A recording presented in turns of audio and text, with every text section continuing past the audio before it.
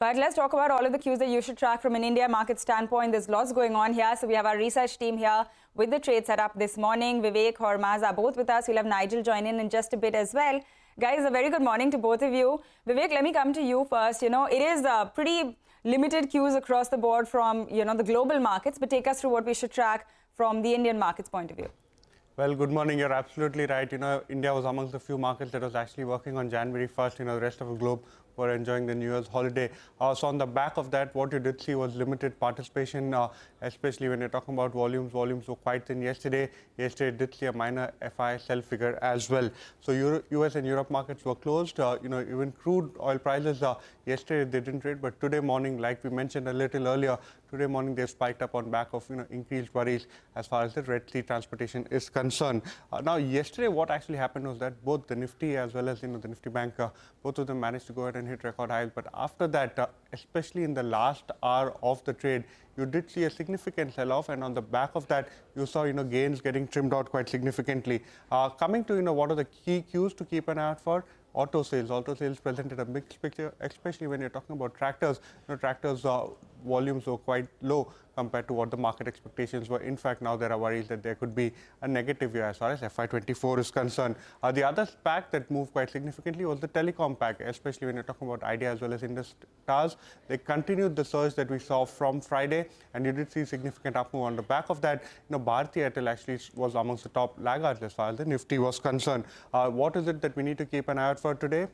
Continued operational updates from auto companies, and also remember, corporate operational updates have come in. Ultratech, etc., have gone ahead and given the quarterly updates. GIFT Nifty indicating a muted start for our own markets.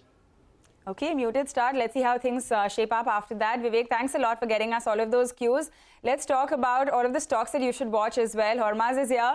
Hormaz, even as the global is quiet, there's so much going on in the Indian markets, right? You have the pre-quarterly updates which are coming through, the December month updates. So take us through the list. There's always a lot going on in the Indian markets, regardless of what the globe is doing, Pavitra, isn't it? But so I'll start off with the business updates as you were highlighting.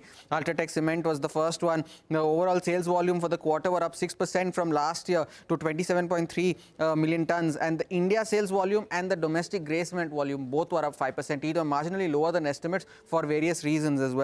Now, Coal India, their update, now based on the December production, that was up 8.2% to 71.9 million tons. And the April to December production is now up 11% to 531.9 million tons, which is almost two-thirds or 68% of their FY24 target, which was 780 million tons.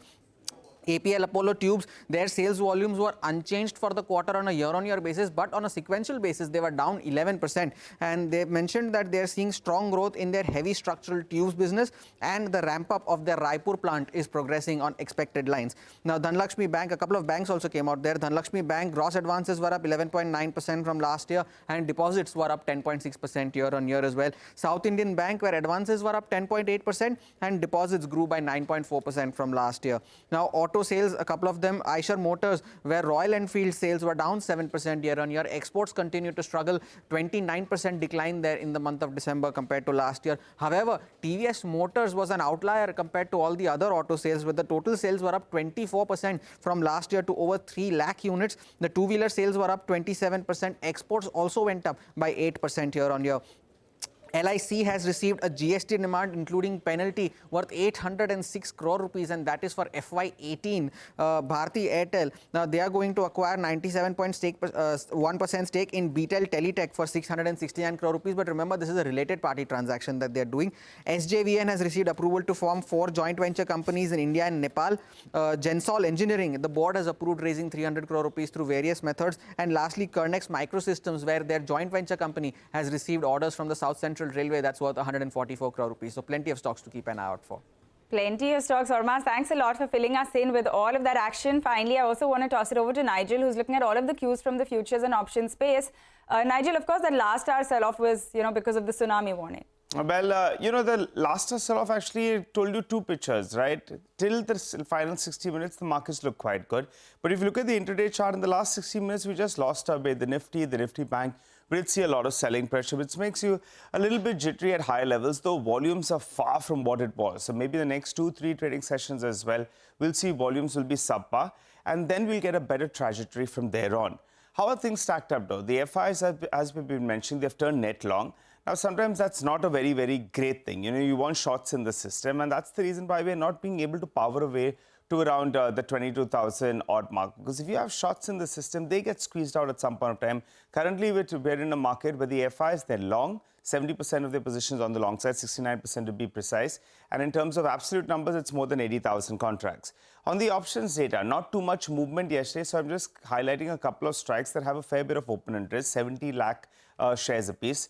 The 22,000 call on the downside, the 21,700 put. I'm looking at both these two strikes and I'm punching in the premiums out there. So on the upside, since you've gone to 21,850 thereabouts, and then we've seen a bit of a U-turn, that becomes a bit of a resistance zone. And going by the options data, 22,050. So that's a crucial resistance zone that we're looking at. In the near term, since we have 21,700 put, which has a fair bit of open interest, the premium roughly is around 70 rupees out there. I'm looking at that support number, 21,630 odd. Today, the Nifty Financial Services Index, that plays out expiry. So that could be a one that, an index that could move around. You pulled up a 7-day chart. If you pull up yesterday intraday chart as well, you'll see it was comfortably moving to around the 21,600 odd. And from there, you suddenly saw some bit of selling pressure. So that's going to be the one that will, dominate trade, particularly in the second half. Back to you. All right, Nigel, thanks a lot for getting us all of those cues. We're going to watch for all of these in today's trading session. But with that, it is time for a break on the show. On the other side, we're going to get you a dive into the key watch list of court cases that will be heard in the month of January. There's a whole lot. Stay tuned. We'll be back with that.